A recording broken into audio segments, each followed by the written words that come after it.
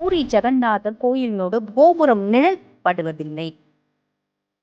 நிழல் தெரியறது. ஒவ்வொரு நாளும் அவர் ஏறி பாத்தீங்கன்னா கொடிய மாத்தம். ஒரு நாள் கொடிய மாத்தறது விட்டுட்டாலும் 18 வருஷம் கோயில் மூடப்படும். ஏதோ ஒரு காரணத்தினால கோயில் மூடப்படுற சூழ்நிலை ஏற்படும். இன்றளவும் பூரி ஜெகநாதர்ல கிருஷ்ண பரமாத்மா உடலுக்குள்ள பாத்தீங்கன்னா அவருடைய இருதயம் துடிச்சிட்டு இருக்கு. இந்த முன்னாடி காத்தடிக்குதுன்னா நீங்க பின்னோக்கி தானமா போவீங்க, முன்னோக்கிய வருவீங்க. அங்க இருக்க கொடி முன்னோக்கி வரும். இது 2வது விஷயம்.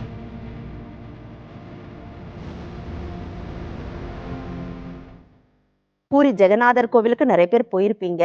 சில பேருக்கு சில வரலாறும் தெரிஞ்சிருக்கும். ஆனா தெரியாத சில தகவல்களும் இருக்கும் இல்லையா? அந்த தகவல்களை நம்ம நேயர்களோட பகிர்ந்துக்கிறதுக்காக தெய்வ தரிசனம் நிகழ்ச்சிக்காக இணைந்திருக்காங்க டாக்டர் தீபா அருளாளன் மேம். வாங்க மேம், வரவேற்கலாம். வணக்கம் மேம். வணக்கம் மேம். எல்லாருக்குமே தெய்வ தரிசனம் நிகழ்ச்சியில பல அற்புதமான தகவல்கள் கிடைச்சிக்கிட்டு இருக்கு.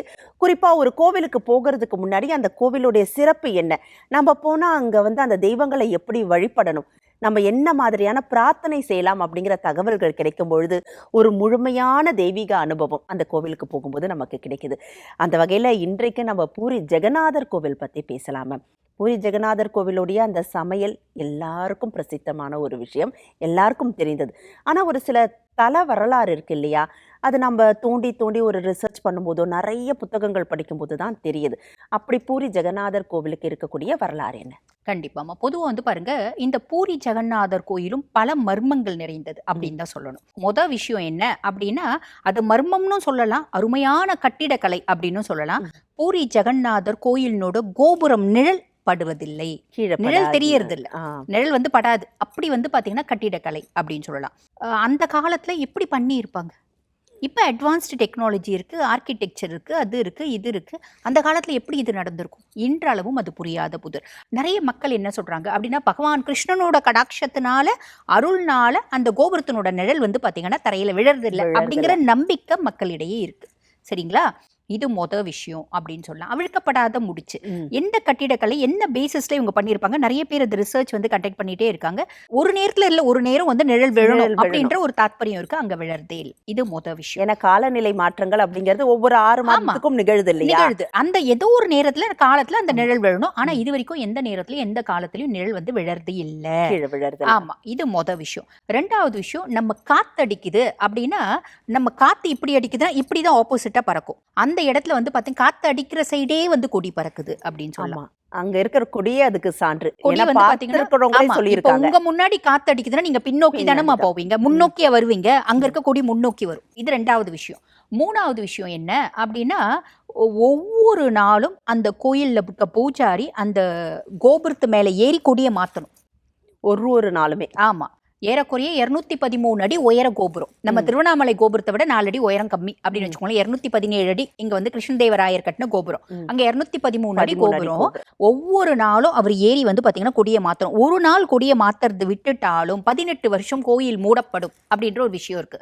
ஏதோ ஒரு காரணத்தினால கோயில் மூடப்படுற சூழ்நிலை ஏற்படுமா? அது தானா நிகழும்.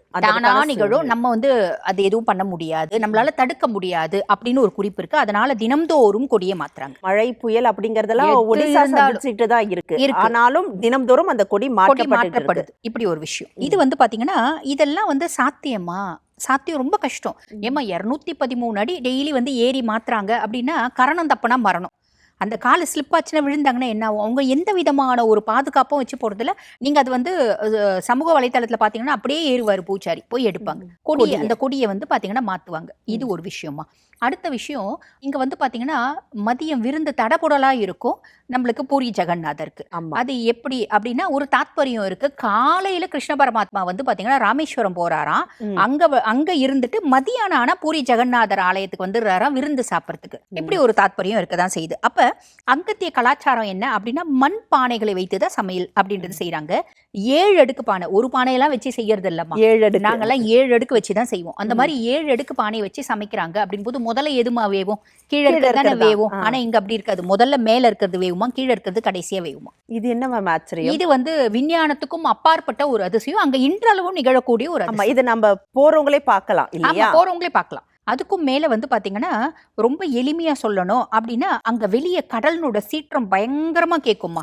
சிங்க வாயில் அப்படின்னு ஒண்ணு இருக்கு. அந்த சிங்க வாயிலுக்குள்ள நுழைஞ்சு நம்ம கோயிலுக்குள்ள 2 அடி எடுத்து வைக்கிறோம் அப்படின்னாலே அந்த சத்தம் சுத்தமா கேட்காது. ஓ, அவ்வளோ நேரம் கேட்குற சத்தம் உள்ள போனோன்னே கேட்காது. சுத்தமா கேட்காது.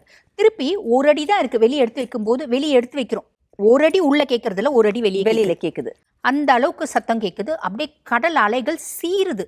ஆனா உள்ள ஒரு இவ்வளூண்டு சத்தம் கூட கேட்க மாட்டேங்குது. ஒரு அடி வித்தியாசத்துல. அப்ப அந்த அளவுக்கு ஆச்சரியம் நிகழ்ந்த ஒரு கோவில். அது நிகழ்து. என்ன மாதிரியான ஒரு ஆர்கிடெக்சரா இருக்க முடியுமா அது? இல்ல அது வந்து கண்டுபிடிக்க முடியல. நம்ம வந்து சும்மா இருப்போமா? நம்ம மூளை எதையாவது ஒண்ணு படிச்சுட்டோம்னா நம்ம நிறைய ஆராய்வோம் தானே. ஆராய்ச்சி பண்ணுவோம் ஆராய்ச்சி கட்டாயமா. பண்ணுவோம் இல்லையா? சும்மா அம்மா இது செய்யாதானே, ஏன் செய்யக்கூடாது, எதுக்கு செய்யக்கூடாது, என்ன காரணம், என்ன தாத்பரியம், இப்படி ஏகப்பட்ட விஷயம் கேட்போம். ம். அதுக்கு மேல பெரியவங்க சொல்லுவாங்க, ஏன் எதுக்குன்னு கேள்வி கேளு, அப்பதான் நீ முன்னேறுவ ஆமா. அப்படின்னு வேற நிறைய பேர் சொல்லி இருக்காங்க ஏன்னு இல்லைங்களா? கேள்வி கேட்கலன்னா நம்மளுக்கு எதுவுமே தெரியாது தெரியாது. அப்படி. ஆமா. அது அப்ப வந்து சொல்லி கொடுத்துட்டாங்க ஆமா, நம்மளுக்கு. அது நம்ம நல்ல விஷயத்துல கேட்க மாட்டோம், தேவையில்லாத விஷயத்துல தான் கேட்போம். அதுவும் நம்ம ஒத்துக்கணும் இல்லைங்களா? ம். அப்ப அந்த மாதிரி எத்தனை ஆராய்ச்சிக்கும் பதில் வந்து தெரியல. அதுக்குள்ள நுழைஞ்சா ஏன் சத்தம் கேட்கல ம். அப்படின்றது தெரியல. இப்போ வரைக்கும் கண்டுபிடிக்க முடியாதம்மா. மர்மம்னாலே அவிழ்க்கப்படாத முடிச்சுதானம்மா. இந்த பூரி ஜெகநாதர் ஆலயம் அப்படின்னாலே அதுக்கு ஒரு வரலாறு இருக்கும் இல்லையாம்மா? அது ம். என்ன வரலாறு?